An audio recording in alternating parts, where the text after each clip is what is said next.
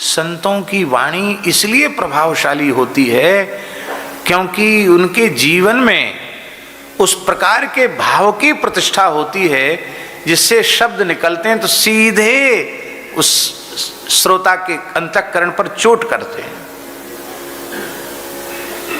देखिए, प्रकट रूप में संतों की बहुत बड़ाई करना ये मर्यादा नहीं है, इसलिए मैं नहीं बोलता हूं। पर एक बात मैं आपको बोलूं, श्री प्रेमानंद बाबा ने अपनी वाणी से हजारों लोगों के जीवन का परिवर्तन किया है।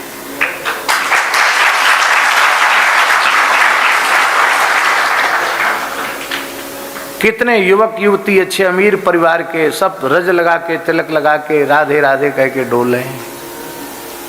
ये क्या है? एक संत की वाणी का प्रभाव है। दूर दूर तक लोग कहते महाराज जी हमको बहुत लाभ मिला।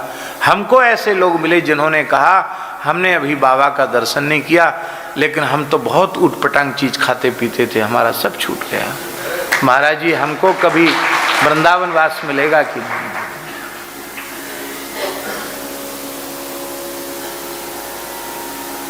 साधु की वाणी, सीधा साधा सरल, भगवान का अनुराग जिसके हृदय में हो, और ऐसी भगवान के अनुराग से सनी हुई वाणी जब निकलती है तो निश्चित परिवर्तन हुए बिना नहीं रहता। अब कोई कहे कि सोशल मीडिया से बढ़ गए, यूं बढ़ गए, सब ठीक है, उसकी भी कोई भूमिका हो सकती है, हम नकार नहीं रहे, लेकिन मूल बात है संत की वाणी। किसकी वाणी? संत की।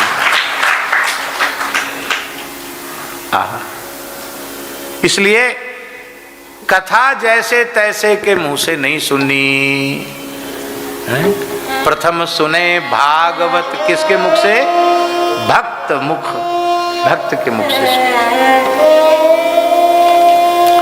अनेक धर्म विभ्रांता स्त्रैणाः पाखंडवादिनः शुक शास्त्र कथोच्चारे त्याज्यास्ते यदि पंडिता।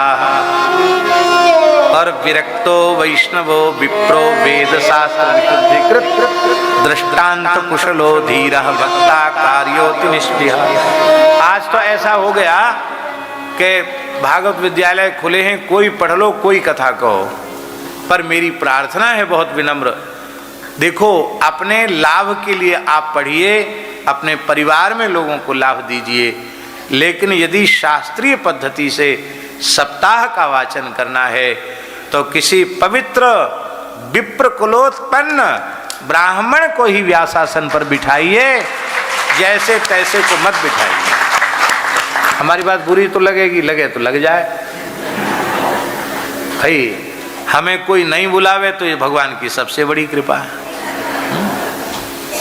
लेकिन सही बात यही है, देखो हम पक्षपात नहीं कर रहे हैं। हमने एक दिन पहले भी कहा था, इतर जो लोग हैं ब्राह्मण से इतर, वे अपने कल्याण का साधन कर सकते हैं, पर दूसरे की कामना की पूर्ति का संकल्प भी नहीं ले सकते। ये पात्रता भगवान ने ब्राह्मणों को प्रदान की है। इसलिए ब्राह्मण अपने कल्याण का साधन भी करते हैं और दूसरे के दुख को दूर करने के लिए मंत्रादि का जप भी करते हैं। क्षत्रिय वैश्य को वो अधिकार नहीं है, वो अधिकार केवल ब्राह्मण को है। पंडित जी महाराज, ब्रज की महान विभूति पूज्य पंडित श्री गया प्रसाद जी महाराज, उनके एक साधक रहते थे बरसाने में, श्री राधा शरण जी, राधा शरण बाबा। उन्होंने एक बात बताई, उन्होंने बताया कि पंडित जी महाराज ने एक बार स्लेट पर लिखा, कथा नहीं सुननी, केवल नाम जप करनो और श्रद्धा पूर्वक गीता भागवत रामायण इनको स्वाध्याय करनो। पंडित जी ने स्लेट पर लिख दिया। अब सबके कान खड़े हो गए, पंडित जी तो कथा सुनने को मना कर रहे हैं।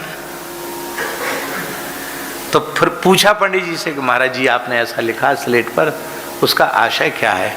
तो पंडित जी ने कहा कि मैं कथा सुनने को मना नहीं कर रहा हूं, जैसे तैसे के मुंह से मत सुनना। किसी भगवत प्रेमी अनुरागी के मुख से सुना।